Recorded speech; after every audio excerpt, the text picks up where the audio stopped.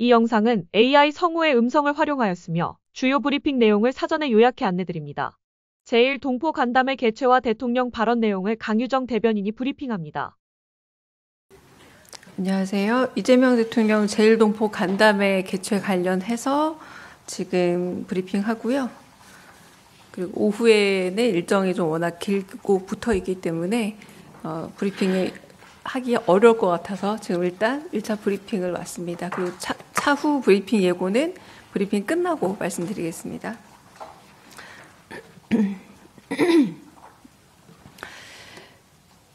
이재명 대통령 제1동포 간담회 개최 관련해 브리핑하겠습니다.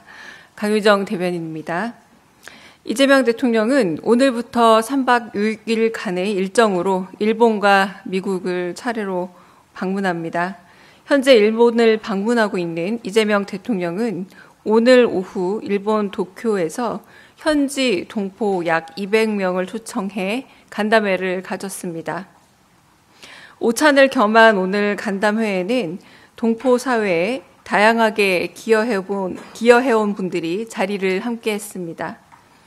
이 대통령은 격려사에서 양자 방문의 역사 중 한국 정상이 일본을 가장 먼저 방문한 것은 처음이라 그 의의를 밝히며 광복 80주년과 한일 국교 정상화 60주년을 맞아서 제1동포 여러분들이 걸어온 길은 조국의 아픔, 굴곡, 그리고 성장을 함께 해온 대한민국 현대사에서 결코 분리할 수 없는 역사라고 말씀하셨습니다. 한편 이국 땅에서 차별과 어려움 속에서도 자신들의 정체성을 지키며 모국의 든든한 후원자이자 버팀목이 되어주셨다면서 제1동포들의 헌신에 감사를 전했습니다.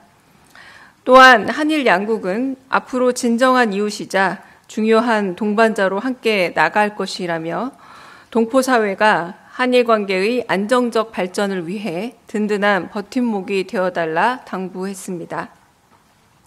참석 동포들을 대신해 환영사를 한 제1민단 중앙본부 김희중 단장은 동포 사회의 구성원이 다양해지고 있다면서 제1동포의 인권 옹호와 한일 우호 친선을 위해 함께 협력해 나가겠다고 전했습니다. 신주쿠 한국상인연합회 신대영 수석 부회장은 신오쿠보 지역이 4차 한류 열풍으로 유창한 한국어와 K-뷰티, 한국 상품으로 활황이라며 K-컬처의 힘을 말하기도 했습니다.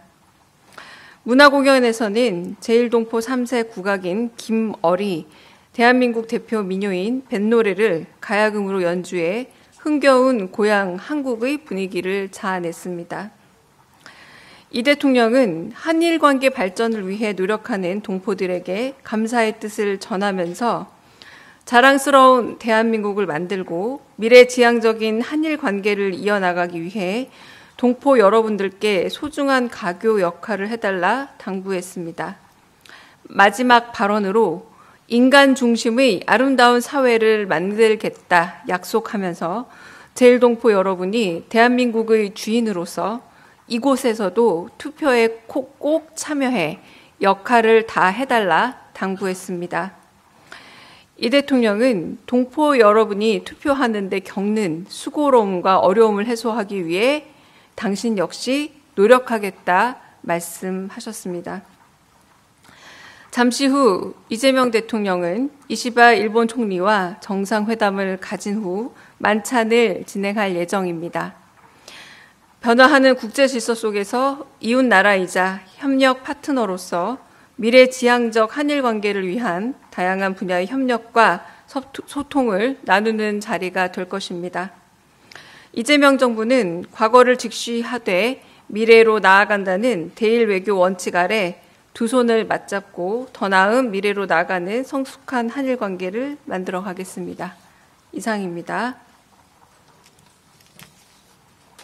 혹시 질문 있으실까요? 네.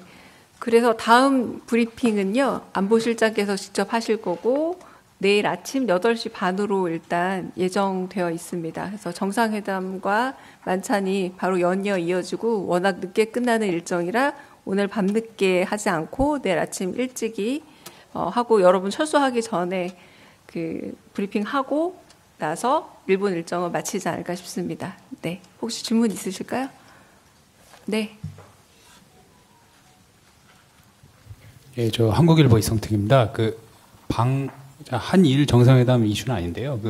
어제 위성락 안보실장께서 강훈식 비서실장님이 미국에 가신다 그랬는데 언제 가시고 어떤 이유로 가시는지 궁금합니다. 네, 정확한 저도 시간 단위의 일정은 확인되지 않았고요. 아마 그 미국 백악관 일정에 같이 참여할 것으로 알고 있습니다. 특별한 논의 주제 내지는 뭐 그런 부분은 아니고요. 내일 백악관 정상회담에 강훈식 비서실장이 같이 참석하는 걸로 알고 있고 그 이상의 자세한 일정은 좀 알려드리기는 좀 어렵다는 점을 양해 부탁드립니다. 또 질문 있으실까요? 네. 네, 이투데이 문선영 기자입니다. 일본 언론에서 이번 정상회담에서 일본산 수산물 수입 규제를 완화를 요구할 거라고 얘기가 나오고 있는데 이게 공식 의제로 올라갈지 좀 궁금합니다. 오늘 정상회담 이후에 나올 그 결과나 혹은 발표하게 될 양 정상의 발표문 안에 혹여나 그 의제가 들어갈 수 있는가라는 질문으로 들리기도 하는데요. 아직 최종적으로 제가 확인해 본 단계는 아니라고 말씀을 일단 드리고, 한국은 다양한 상황 속에서도 국민들이 우려하거나 혹은 국익에 저희가 되는 부분은 최대한 잘 국익에 맞도록 국민의 이해관계에 있어서 어긋남이 없도록 최선의 노력을 다하고 있다. 그리고 다 할 것이다 라고 말씀드리겠습니다. 네. 네.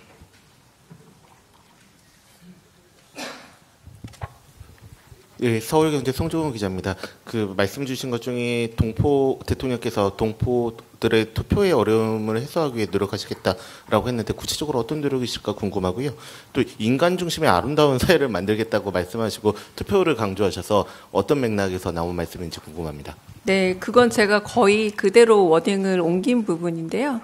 마지막 말씀을 부탁했을 때 인간 중심의 아름다운 사회로 한국 사회를 만들도록 노력하겠다라고 말씀하시면서 그렇게 아름다운 나라를 대한민국에서 대통령으로 만들 테니 여러분 역시도 대한민국의 또 다른 주권자로서 일본에서 꼭 투표해달라, 재외동포로서 투표해달라라고 말씀하시고, 일본은 그래도 가는 수고로움이 좀 덜하지만 다른 특히 북미권이나 혹은 유럽 같은 경우는 굉장히 멀리 1박 2일도 가서 투표하는 경우도 있다고 하더라. 그 부분에 있어서 어려움과 수고로움을 덜어서 재외동포분들이 가지고 있는 주권자로서의 역할과 그 의미를 더 살리도록 하겠다라고 마무리 말씀을 하신 걸 제가 거의 축약은 했지만 거의 전부 다 전해드린 거라 보시면 됩니다.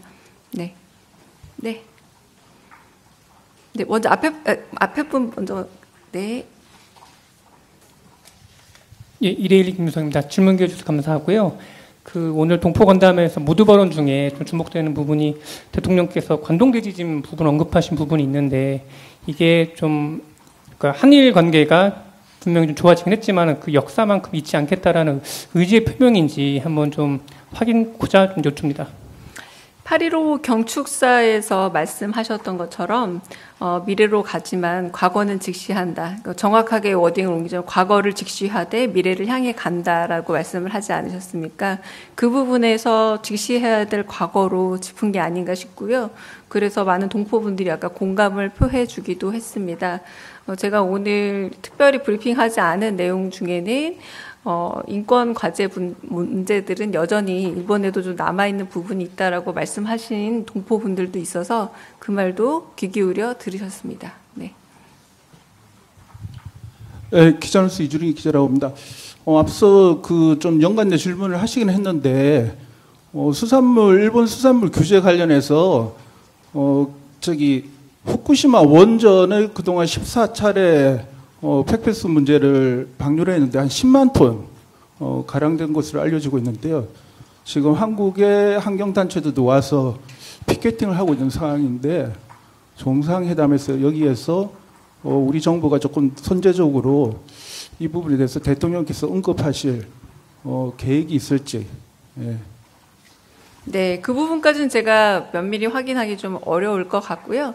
그러나 제가 여러 번 강조했었던 것처럼 지금 여러 협상 과정에서 그 교역 관계에 있어서 혹은 협상 관계에 있어서 그 양국이 상호 호혜적인 관계 안에서 좀 더 수월성이 높은 관계로 나아가고자 하는 공동의 목적은 갖고 있긴 합니다만, 하지만 국익에 있어서 가장 중요하게 생각하는 부분들, 혹여 국내에 있어서 국민들의 많은 오해를 불러일으키는 부분에 대해서는 되도록 그런 오해가 없도록 애쓰고 있는 것으로 저도 알고 있습니다. 그러니까 최종적으로 나올 만한 내용 안에서 좀 확인해 보시면 좋을 것 같고요. 그건 아마 잠시 후면 확인 가능하지 않을까 싶습니다.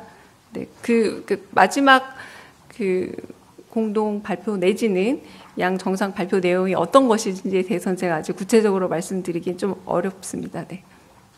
네, 마지막 질문일까요? 네, 질문 받겠습니다. 네. 안녕하세요. 저는 일본 언론사 마이니시무의 후쿠오카라고 합니다. 한국 정부는 내일부터 중국으로 그 특사단을 파견할 예정입니다. 네. 이것은 어떤 의의가 있으세요? 그리고 만약에 좀 사이가 너무 좋게 중국하고 사이가 너무 좋게 하시면 좀 미국이 좀 신경 쓸 수도 있긴 한데 이 부분에 대해 어떻게 생각하십니까? 네, 그 부분은 이제 한국 언론에서 제가 답을 드린 부분도 있는데요. 내일 출발하죠. 중국의 특사라고 할 수 있는 한국의 특사분들이 내일 출발하시는데. 이로 인해서 이제 원래는 일본과 미국도 특사가 예정되어 있었습니다만 정상이 직접 방문하는 계기로 특사는 특별히 일본과 미국은 가지 않습니다.